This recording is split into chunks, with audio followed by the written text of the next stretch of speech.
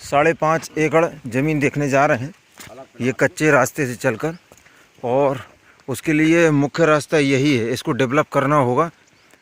हालांकि यहाँ से अभी बताया गया कि ट्रैक्टर वगैरह चढ़ते हैं ऊपर और ऊपर पहुँच जाते खेतों तक, लेकिन यदि ठीक तरह से काम करना है इस ज़मीन में तो इस ज़मीन को इस जो ऊंचाई सरकारी जगह है, ये यहाँ से आवागमन होते रहता है, तो यहाँ इसको हमें और ठीक करना होगा मशीनों के द्वारा। जेसीबी वगैरह से ये चलेंगी और सही हो जाएगा, कट जाएगा। ये दुर्गम रास्ता है, ये कहाँ है गांव देहात के हिसाब से ठीक है, लेकिन बाहर को आदमी मोटरसाइकिल में गिरा तो थोड़ी ना जाए। हाँ है ना, जब तक वह बनन की नहीं जा पत्थर ही पत्थर है, मशीन चलाना पड़।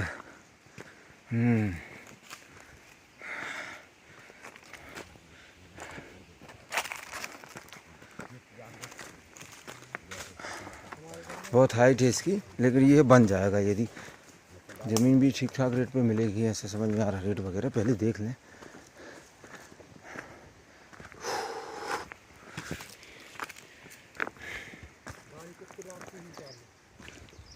गाड़ी ये पुरानी गाड़ी है कंपनी कितने इसमें 9.5। ये अब हम ऊपर आ गए हैं, ज़मीन लग गई यहाँ से। हाँ हाँ बाप रे, बहुत ऊंचाई है। ये देखे इस वाले खेत में पत्थर है, ये महुए के झाड़ भी इसी में है।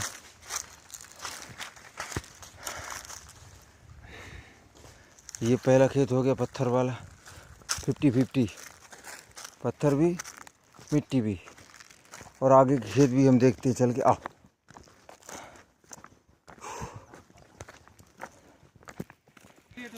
अब हम ऊपर आ गए, यहाँ से नर्मदा दर्शन होंगे।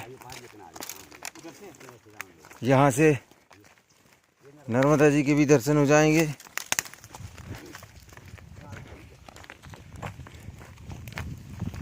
ये देखें, ये ज़मीन का ऊपर का सीन है, बहुत ही लाजवाब व्यू है यहाँ का, बहुत लाजवाब व्यू है। यदि यहाँ आश्रम बनाया जाए तो ये समझ लो कि बहुत सुपर जगह रहेगी। इस पहाड़ को उतर के और नर्मदा जी आ गए हम लोग, सामने से दिखने लगा, ये पूरा पानी दिख रहा है। ये देखें, हाँ ये पेड़ पौधों के पीछे जो एरिया दिख रहा है पूरा नर्मदा का पानी दिखाई दे रहा है। ये पहाड़ है, ये पूरा बादलों की तरह जो दिखाई दे रहा है दूर तक। मेरी उंगली शायद ये लास्ट छोर है, ऊपर बादल है, नीचे पानी है।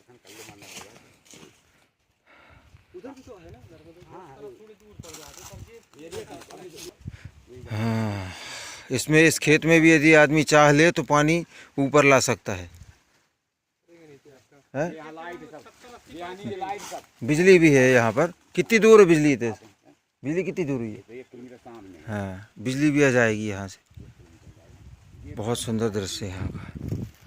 ये कोई अब हम वो ज़मीन का हिस्सा दिखाएं आपको जिसके लिए ऊपर आए हुए हैं।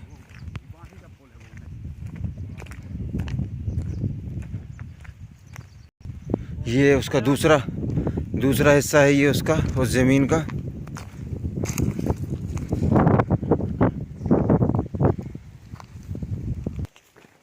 ये भी देखें ज़मीन, इसमें भी कुछ पत्थर है, कुछ क्या 50-50 है। हाँ वही तो कहते हैं आदिवासी कहाँ जमीन के हमारी रजिस्ट्री हो जाए, हमारी जमीन कहाँ कागज से रजिस्ट्री करवा लो। नहीं होती, आदिवासी की ज़मीन की रजिस्ट्री नहीं होती, फालतू की बात है। लेकिन फिर वापस नहीं। ये देखिए, ये पूरा व्यू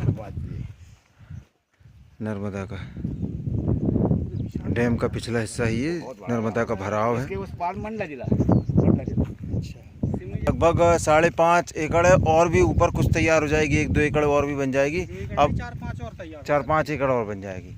तो यहाँ 4-5 एकड़ और ज़मीन बन जाएगी, कुल मिला के 8-10 एकड़ ज़मीन का रकबा ऊपर बन जाएगा, है ना। कुछ भी आश्रम वगैरह है, कुछ भी ऐसा खेती करना चाहें तो ये हो जाएगा। ये आश्रम बनाता है ना, ये खेती जो करते हैं यहाँ पे कैसे करते हैं? अब हम वापस चल रहे हैं सड़क की तरफ। सामान्य वर्गीय की ज़मीन है, आदिवासियों की ज़मीन आदिवासी समाज के लोगों को बताई जाती है, ना कि सामान्य वर्ग के लोगों की। और आदिवासी की ज़मीन सामान्य वर्ग के लोग हमारे हिसाब से तो नहीं ले सकते, इसलिए हम नहीं बताते। कुछ लोग कमेंट करते हैं या फ़ोन लगा के बोलते कि भैया आदिवासी की ज़मीन नहीं होना चाहिए। हम क्यों बताएंगे आदिवासी की ज़मीन? सामान्य वर्ग के लोगों को ही सामान्य वर्ग की ज़मीन दिखाई है, बताई जाती है। अब हम नीचे उतरेंगे यहाँ से। इस पहाड़ नुमा जो आकृति बनी हुई है जिससे हम चढ़े और उतर रहे हैं, इसको दुरुस्त करना पड़ेगा। ये चौड़ा हो जाएगा पूरा, मशीनें चल जाएंगी, समतल जैसा हो जाएगा, गाड़ियाँ आना जाना शुरू हो जाएंगी यहाँ से। सब संभव है करना चाहें तो, और नहीं तो फिर कुछ नहीं है संभव। अभी दुर्गम रास्ता है ये, इसको चढ़ने में मैहर की याद आ गई थी, माता मैहर वाली देवी की चढ़ाई करने में।